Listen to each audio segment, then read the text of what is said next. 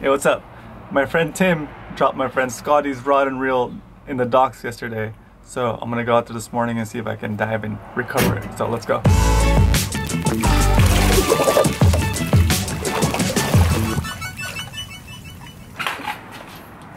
I'm just taking the bare minimum.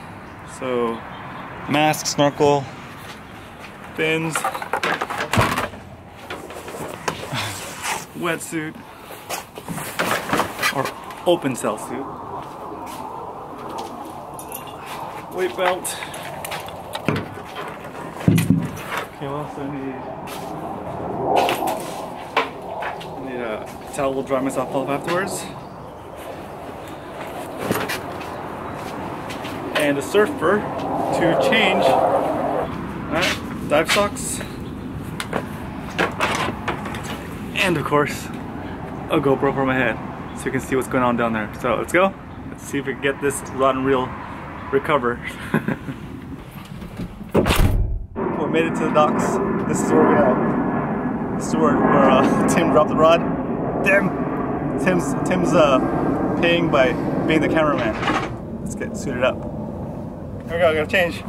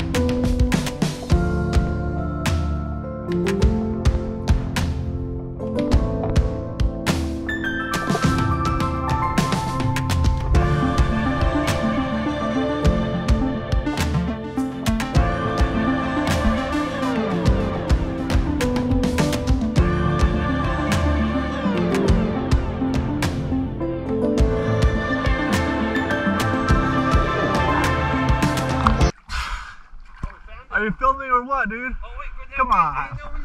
Okay, go down, go down, go down. I didn't know when you're coming up. Slacker. wait, go down first. Do again. We do. You just drop it. Okay. Recording? Yeah.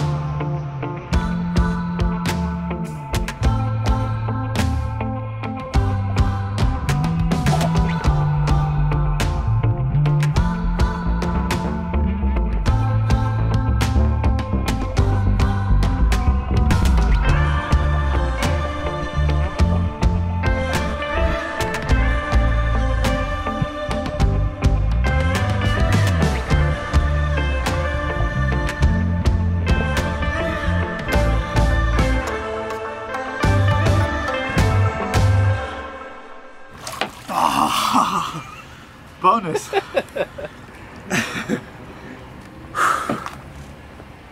Oh. What the heck is this? A paint stick, maybe?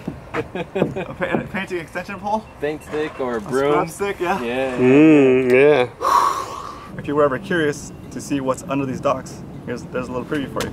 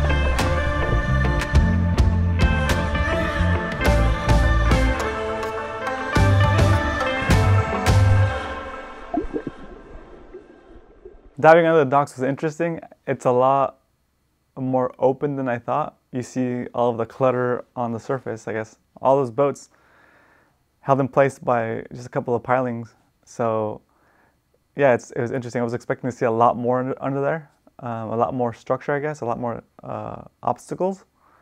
But it's pretty much everything is on the surface. The docks are all floating. The boats, of course, are floating. So even though it looks cluttery on top, and maybe it's just this one dock that was barren, but I saw a couple of rocks here and there. And the cool thing was I actually saw a lot of spotties and sand bass, actually. So I think most of them were spotties.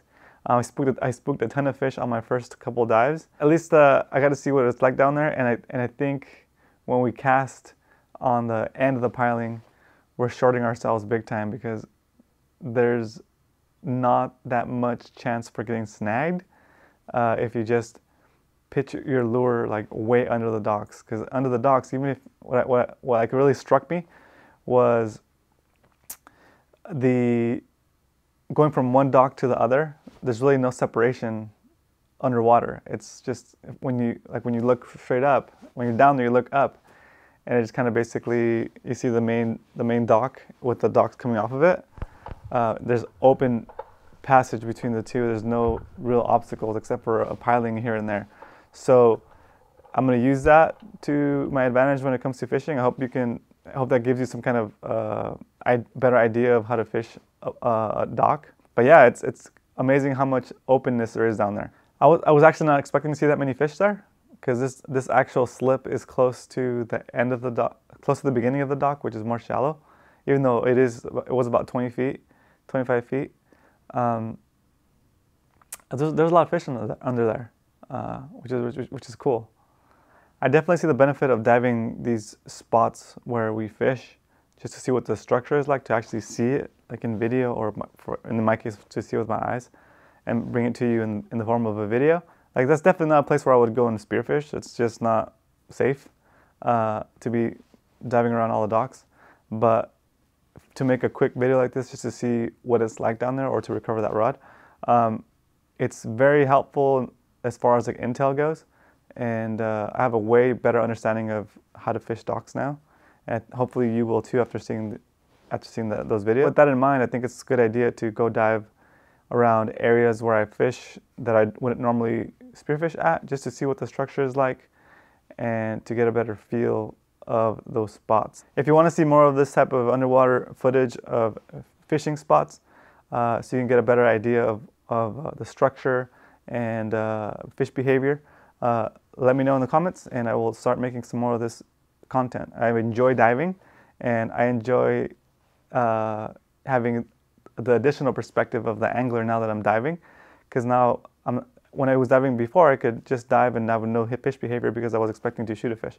But now I know to look for other things that would help me when I'm on the surface, fishing from a kayak or fishing from shore. So I think it's kind of useful information. If you enjoy this underwater perspective, I made a video on my other channel, Spiro TV, which I'll link up here.